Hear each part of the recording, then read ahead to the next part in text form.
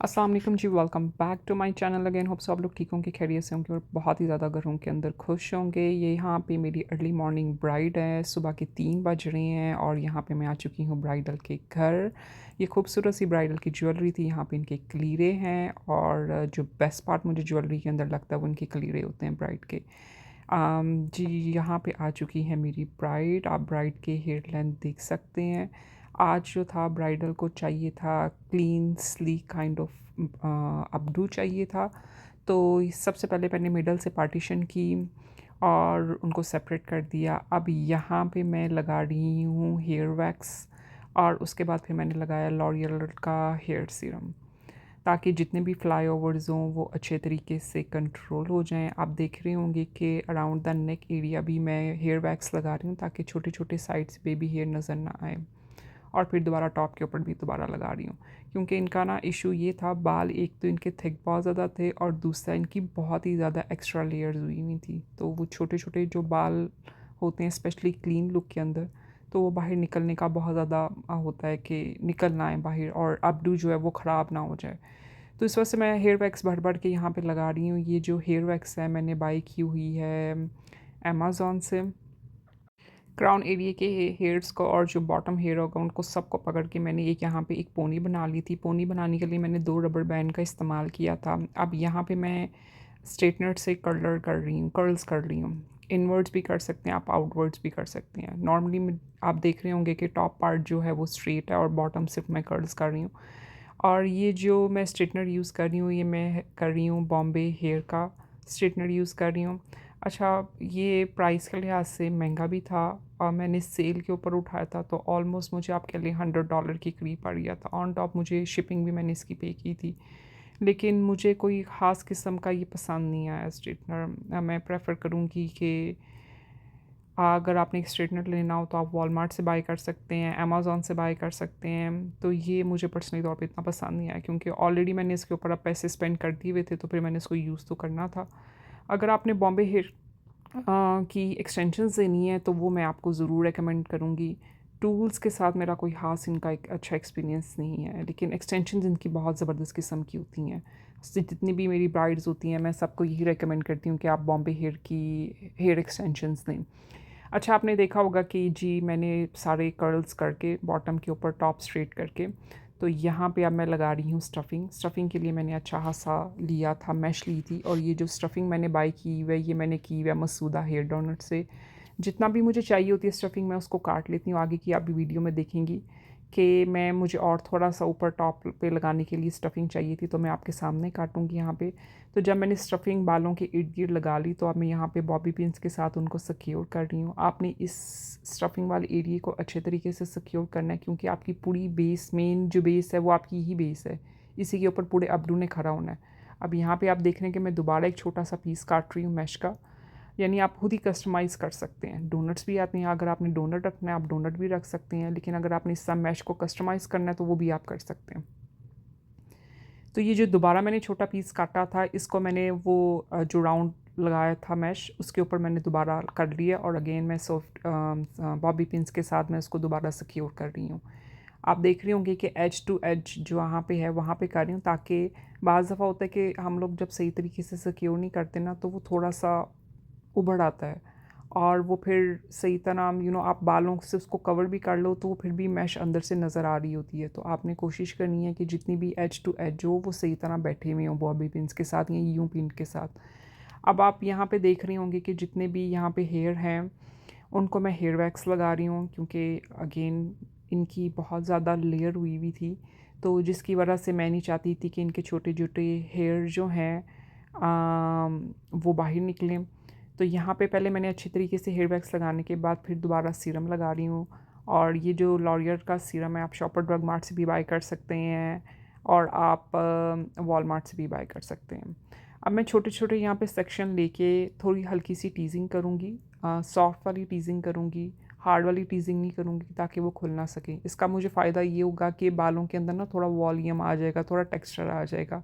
अच्छा, इनके बाल थिक थे तो इस वजह से मैंने क्रिम्प नहीं इनके बालों को किया। नॉर्मली जब ब्राइड्स के बाल बहुत ज़्यादा थिन होते हैं तो फिर मैं क्रिम्प करती हूँ ताकि उनके बालों के अंदर थोड़ा टेक्सचर आ जाए। तो इनके माशाल्लाह बाल अच्छे थे, थिक थे, तो यहाँ पे सिर्फ मैं हेयर वैक्स लगा के टीज़ कर रही हूँ थोड़ा सा, कोई मैं टीजिंग पाउडर भी यूज़ नहीं यहाँ पे कर रही, रफली सा टीज़ कर रही हूँ और फिर उसको स्मूद आउट कर रही हूँ। तो यहाँ पे ये कॉम्ब के थ्रू आप देख रहे होंगे मैं थोड़ा थोड़ा लाइंस वगैरह बना रही हूँ ताकि स्मूथनेस आए और अच्छी लुक बैठे। इस अपडू की टेक्निक सिर्फ यही है कि इसका क्लीन होना सबसे ज़्यादा इम्पोर्टेंट है। जो छोटे छोटे फ्लाई ओवर्स हों वो सारे स्मूथली अच्छे तरीके से पिन अप हुए हों। यहाँ पे कोई एक्स्ट्रा रॉकेट साइंस नहीं है लगानी पड़ती इस अपडू के अंदर। ये लिटरली अपडू जो है आप कह लें कि आपका हाफ एन आवर के अंदर अपडू बन जाता है। फ्रंट इनका स्लीक था, फ्यू से फ्रंट से इनको बिल्कुल छोटी छोटी स्ट्रैंग्स ही चाहिए थी।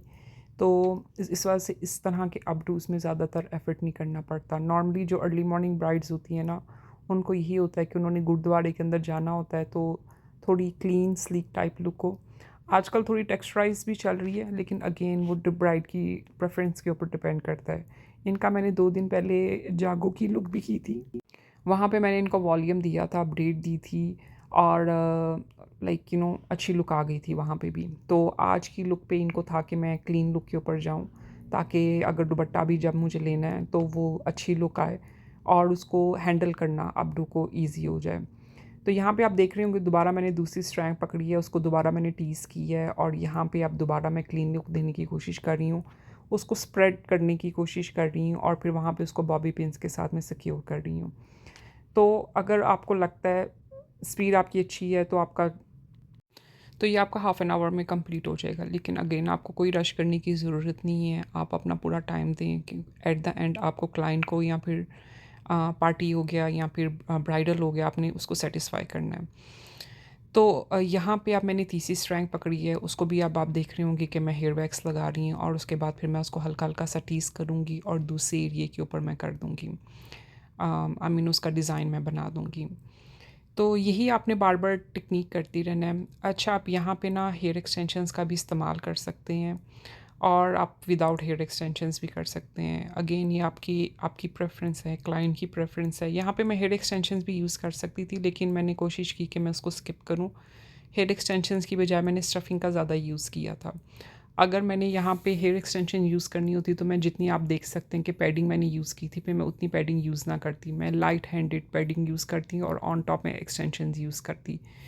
तो यहाँ पे मैंने क्योंकि स्टफ़िंग नहीं यूज़ करना चाह रही थी, तो इस वजह से मैंने एक्सटेंशन यूज़ नहीं करना चाह रही थी, तो इस वजह से फिर मैंने स्टफ़िंग का यहाँ पे यूज़ किया है। तो अब ये आप देख सकते हैं कि हेयर वैक्स आ चुकी है। ये हेयर वैक्स जो है आप डिफरेंट ऑनलाइन भी बाय कर सकते हैं अमेज़न से और आप चैटर से भी बाय कर सकते हैं। ये बाज़ दफ़ा आउट ऑफ स्टॉक हुई होती है, लेकिन ये बेस्ट हेयर वैक्स है। पहले तो आपने उसको सॉलिड फॉर्म में देख लिया था, अब ये स्प्रे फॉर्म के अंदर है। आपने हॉलीवुड वेव्स बनाने हो, आपने कोई स्लीक लुक देनी हो, बेस्ट है। इससे आप बालों के ऊपर कंट्रोल जो है ना वो बहुत अच्छा कर सकते हैं। मैंने दूसरी ब्रांड की भी हेयर वैक्स यूज़ की है, लेकिन ट्रस्ट में मुझे उससे कोई सेटिस्फेक्शन नहीं हुई। ये वाली बेस्ट हेयर वैक्स है। मेरी जितने भी हेयर के प्रोडक्ट्स हैं सबसे ज़्यादा मेरी ये वाली हेयर वैक्स यूज़ होती है। इसकी बॉटल भी छोटी है और प्रीटी थोड़ी एक्सपेंसिव भी है कंपैरिजन टू अदर हेयर स्प्रेज़ की निस्बत। लेकिन ये आपकी किट के अंदर हेयर किट के अंदर सबसे ज़्यादा बेस्ट चीज़ है। तो यहाँ पे अब आप देख रहे होंगे कि ऑलमोस्ट जितने भी मेरे हेयर थे, अब आप देखा होगा कि वो हेयर एकदम से स्लिप हो गए थे। तो यहाँ पे मैंने दोबारा हेयर वैक्स फिर लगाई है, ताकि जितने भी छोटे-छोटे हेयर हैं वो इकट्ठे हो जाएँ और वो स्मूथ लुक दें। तो यहाँ पे आपने देखा होगा कि ऑलमोस्ट बैक से जो है वो डन हो चुकी हैं जितने भी इनके बाल हैं।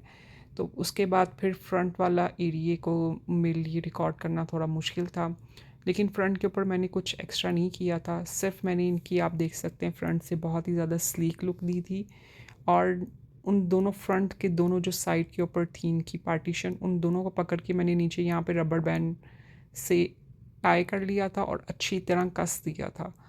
उससे ये फ़ायदा होना था कि जितने भी इनके फ्रंट के ऊपर छोटे छोटे बाल होने थे वो कहीं पे भी नहीं हिलने थे और सही स्नैच काइंड लुक आनी थी। तो अब वो जितने भी नीचे वाले भी बॉटम के ऊपर बाल थे उनको भी मैं अच्छे तरीके से अपडू के इर्द गिर्द रैप अराउंड कर रही हूँ। यहाँ पे मैंने ब्राइडल से पूछा था कि उनको फ्लावर्स चाहिए या फिर उनको कोई और चीज़ चाहिए बालों के ऊपर, तो उन्होंने कहा कि नहीं, आज उनको कोई फ्लावर्स नहीं चाहिए, क्योंकि उन्होंने जागो वाले दिन फ्लावरी ब्रेड की थी, परांदी लगाई थी और उसके ऊपर उन्होंने काफ़ी ज़्यादा फ्लावर्स लगाए थे। तो उन्होंने कहा कि आज उनको कोई फ्लावर्स वगैरह नहीं चाहिए। तो फिर मैंने इनसे पूछा था कि सहारे इनके पास हैं, तो सहारे भी नहीं थे, लेकिन फिर मैंने इनको कहा कि पर्ल्स वाले आप सहारे लगाएं, वो अच्छे लगेंगे। वो हम लोगों ने जागों के ऊपर यूज़ किए थे। तो यही हुआ था, फिर मैंने पर्ल्स वाले सहारे लगाए थे तो वो अच्छे लगे थे। एट द एंड यहाँ पे आप देख सकते हैं कि लुक कंप्लीट हो चुकी है। यहाँ पे मेरी ब्राइडल की भी लुक कंप्लीट हो चुकी है। और अब यहाँ पे मैंने सारा सामान जो है गाड़ी के अंदर रख रही हूँ। दिन निकलना शुरू हो चुका हुआ है। होप्स आप लोगों ने मेरी इस वीडियो को इन्जॉय किया होगा। मैं बहुत जल्दी इस ब्राइडल का मेकअप ट्यूटोरियल भी लेके आऊँगी। तो आपने प्लीज़ मुझे सपोर्ट करते रहें, कंटिन्यू मेरी वीडियोस को देखते रहें, लाइक करते रहें। तो इंशाल्लाह दोबारा मुलाकात होगी एक नई वीडियो के साथ। तब तक के लिए अल्लाह हाफ़िज़, बाय बाय, टाटा।